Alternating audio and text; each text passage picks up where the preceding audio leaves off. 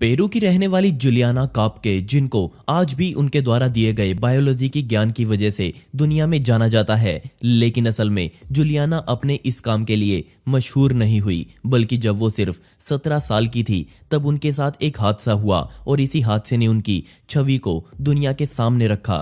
इस हादसे ने उनके शरीर की पूरी चमड़ी का टेस्ट लिया। ना सिर्फ वो इस हादसे में बची, बल्कि वो कैसे बची ये हम सभी के लिए जानना बेहद जरूरी है, क्योंकि ऐसा आपके साथ, मेरे साथ कभी भी हो सकता है।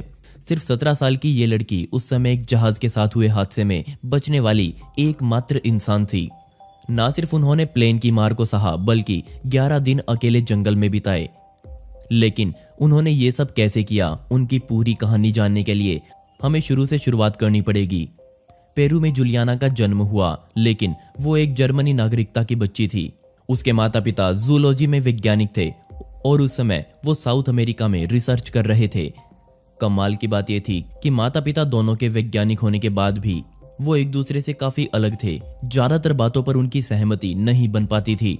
बहरहाल पेरू के लीमा में रहते हुए इस जोड़े ने अमेज़न के जंगलों में अपने लिए एक रिसर्च लैब बना रखी थी। इस लैब को उन्होंने आने वाले सिर्फ 5 सालों के लिए बनाया था, ताकि वो जंगलों को और अच्छे से समझ सकें।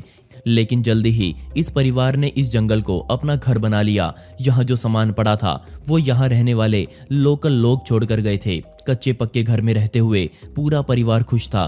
लेकिन इसी समय में जुलियाना ने सीखा कि जंगल में कैसे रहते हैं, क्या खाते हैं, क्या पीते हैं, कैसे सोते हैं, और इसी तकनीक की वजह से उसकी जान बची। बेशक वो जंगल में रहते हुए बड़ी हो चुकी थी, तो उसे स्कूल भेजने के लिए परिवार को उस जंगल से बाहर निकलना पड़ा। और जब जुलियाना हाई स्कूल में थी तब उसकी माता और वो खुद दोनों ने मिलकर अपने पिता से मिलने का प्लान बनाया और जंगल जाने के लिए फिर से फ्लाइट पकड़ी। और तभी ये दुर्घटना जुलियाना और बाकी यात्रियों के साथ हुई। जिस प्लेन में जुलियाना और उसकी माता बैठी थी उसका नाम लैंसर लॉकहेड था। यात्रा के बीच में ये प्लेन एक भयंकर तूफान में फंस गया और उस पर चारों तरफ से गड़गड़ाती बिजली के वार होने लगे। 10,000 फीट की ऊंचाई पर आने के बाद सभी यात्रियों को महसूस हुआ कि ये प्लेन टूट रहा है। सभी यात्री प्लेन के फर्श पर बैठ गए। जुलियाना और उसकी माता अभी तक अपनी सीट पर बैठे थे। ऐसा किसी के साथ भी होना दिल दहला सकता है, ऐसा जुलियाना ने खुद कहा। ऊपर रखा सामान बिन से निकलकर लोगों के सर पर गिर रहा था। सभी लोग चिल्ला रहे थे, उम्मीद कर रहे थे कि सभी बच जाएंगे। तभी उन सभी लोगों का डर सच में बदल गया। प्लेन का राइट विंग आग पकड़ चुका था और वो कभी भी टूट सकता था। जहाज ने तेजी से नीचे आना शुरू किया। जुलियाना की माता के आखिरी शब्द थे, नाउ इट्स ऑल ओवर। बदकिस्मती से उसकी माता ने सही बोला था। वो इस जहाज के साथ हुई दुर्घटना को सहन नहीं कर पाई। ना सिर्फ वो, बल्कि जुलियाना के अलावा कोई भी नहीं बच पाया। जब जुलियाना नीचे गिरी तब उसने वो जंगल देखा जिसे देखकर उसे डर भी लग रहा था। यहाँ अच्छी बात यह थी कि उसे सिर्फ मामूली चोटें ही आई थी। बेशक उसकी 2 हड्डियां टूटी थी, लेकिन औरों को देखते हुए ये चोट कुछ भी नहीं थी। तो यहाँ आखिर हुआ क्या था? कैसे बाकी सभी मर गए और सिर्फ जुलियाना बच गई? तो असल में जुलियाना ने बताया कि सभी लोग इधर उधर भाग रहे थे। उनको लग रहा था कि वो ऐसा करने से बच जाएंगे, लेकिन उसने अपनी सीट बेल्ट नहीं खोली और इसका फायदा जुलियाना को तब हुआ जब जहाज धरती से टकराया। उसे झटका बहुत धीरे से लगा और वो बच गई। जब वो अगली सुबह उठी तो उसे हल्का फुल्का ही समझ आ रहा था। उसे खुद यकीन ही नहीं हो रहा था कि वो उस हादसे में बच गई है। इतना सोचते ही वो फिर से बेहोश हुई और लगभग आधा दिन बीतने पर उसे पूरी तरह से होश आया। उसके पास मिठाई का एक पैकेट था, लेकिन उसे इसकी खास जरूरत नहीं थी, क्योंकि उसके पास उसके माता पिता द्वारा दी गई कमाल की जानकारी मौजूद थी। जंगल में जिंदा रहने के 3 भाग उसे याद थे। सबसे पहले तो किसी भी बड़े जानवर को देखकर आप डरे नहीं, बल्कि वहां तो कीड़े मकोड़े, मच्छर, चींटियां, इनसे ज्यादा खतरा होता है। दूसरी बात, आप किसी भी जंगल में नदी की तलाश करें, क्योंकि उसी के किनारे कोई ना कोई इंसानी सभ्यता आपको जरूर मिल जाएगी। तीसरी और सबसे जरूरी बात, जंगल में दिखने वाली हर चीज खाने लायक नहीं होती, इसलिए कोई भी फल देखते ही आप उसको ना खाएं। उसे ये बातें तो याद थी, लेकिन उसके पास कोई भी सामान नहीं था जो जंगल में रहने के काम आता है। उसने सबसे पहले जहाज के मलबे में अपनी माता या और किसी ऐसे इंसान को ढूंढना शुरू किया जो इस हादसे में बचा हुआ हो, लेकिन बदकिस्मती से उसे वहां सिर्फ लाशें ही मिली। क्रैश में उसका एक जूता और चश्मा गुम हो चुका था। उसने मलबे में पड़ी कुछ काम की चीजें उठाई और उस जंगल को पार करने के लिए वो पैदल निकल पड़ी। वो सभी तरह के खतरों का भी ध्यान रखते हुए आगे चल रही थी। उसे पानी की एक धारा मिली और उसे पता था कि ये धारा उसे आगे ले जाकर किसी नदी से मिलवा सकती है। अपने 11 दिनों के समय में जूलियाना ज्यादातर समय पानी के किनारे चलती रही। कुछ ही पत्ते और फलों के अलावा उसने इन 11 दिनों में वो मिठाई खाई जो उसकी जेब में थी। उन्होंने एक इंटरव्यू में कहा कि लोग जंगल के नाम से डर जाते हैं, जबकि उन्हें जंगल को समझना चाहिए। वो जिस नदी किनारे चल रही थी उस नदी में पिरान्हा, मगरमच्छ और स्टिंगरे जैसे जानलेवा जानवर मौजूद थे। अब आप या मैं तो इन जानवरों के नाम से ही डर जाएं, लेकिन जूलियाना को पता था कि पिरान्हा कभी भी बहते हुए पानी में हमला नहीं करती। मगरमच्छ को जब तक छेड़ा ना जाए तब तक वो इंसानों से दूर भागते हैं और स्टिंगरे को सिर्फ एक डंडे की सहायता से ही दूर भगाया जा सकता है।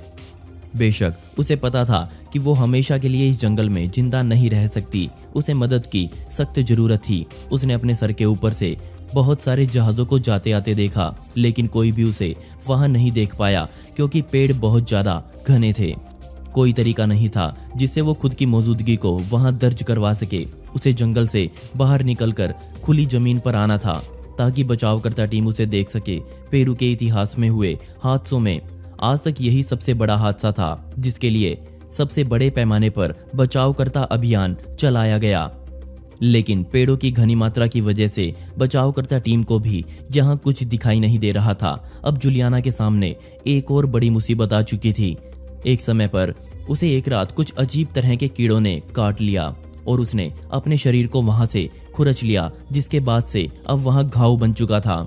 इस घाव में अब कीड़े लग गए जिन्होंने जूलियाना को जिंदा ही खाना शुरू कर दिया। उसने एक एक कीड़े को पकड़कर बाहर निकाला। 10वें दिन तक आते आते जूलियाना सही से खड़ी भी नहीं हो पा रही थी। उसे लग रहा था कि वो किसी और ही दुनिया में आ चुकी है। वो इस जंगल से परेशान होकर मृग तृष्णा का शिकार हो चुकी थी। हर कदम पर उसे एक घर दिखता, लेकिन आगे जाने पर पता लगता कि वो तो सिर्फ एक पेड़ों का झुंड है।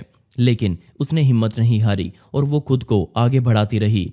चमत्कारिक रूप से उसे नदी में आगे एक नाव खड़ी हुई दिखाई दी जिस पर इंजन लगा हुआ था और पास ही में गैसोलीन का एक टैंक भी रखा हुआ था। उसे अपने पुराने दिन याद आ गए कि कैसे उसके पिता किसी घाव पर गैसोलीन लगाकर उसे ठीक करते थे। उसने तुरंत गैसोलीन अपने शरीर पर डाला और ये तरीका सच में काम कर गया। सभी कीड़े उसके शरीर से गायब हो चुके थे। उसने हर घाव को गिना तो वो कुल 35 की संख्या में थे। उसने आराम से बैठकर उस नाव के मालिक के आने का इंतजार किया। बेशक उसकी जान पर बनी हुई थी, लेकिन फिर भी उसने वो बोट बिना आज्ञा के ले जाना जरूरी नहीं समझा।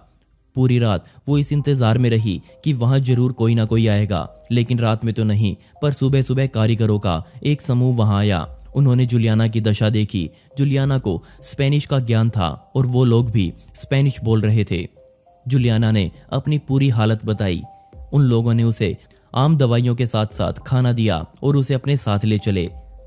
वो उसे लेकर अपने गांव पहुंचे और अगले दिन उसी गांव से एक छोटा जहाज उड़ा और जूलियाना को जूलियाना के पिता के पास लेकर पहुंचा।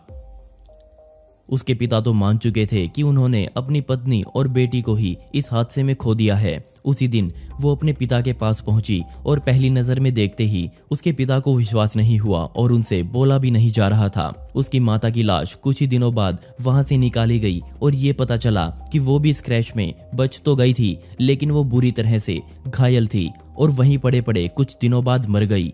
प्लेन में मौजूद 91 लोगों में से जूलियाना खाप्के एकमात्र जिंदा बचने वाली इंसान थी। अब पूरी दुनिया का ध्यान जूलियाना पर गया। उसके बेइंतहा इंटरव्यूज हुए, चारों तरफ उसकी ही बातें थी, लेकिन इन सब की वजह से जूलियाना के मन में अब जहाज के नाम का डर बैठ चुका था और आने वाले कई सालों तक उसको इस घटना के बुरे सपने आए। क्रैश के बाद जूलियाना वापस जर्मनी आई और अपने आप का इलाज करवाया। उसके बाद उसने भी बायोलॉजी में डिग्री हासिल की और पेरू में वापस आकर उन्होंने चमगादड़ों पर शोध किए। हाल ही के सालों में अब वो एक वकील बन चुकी हैं।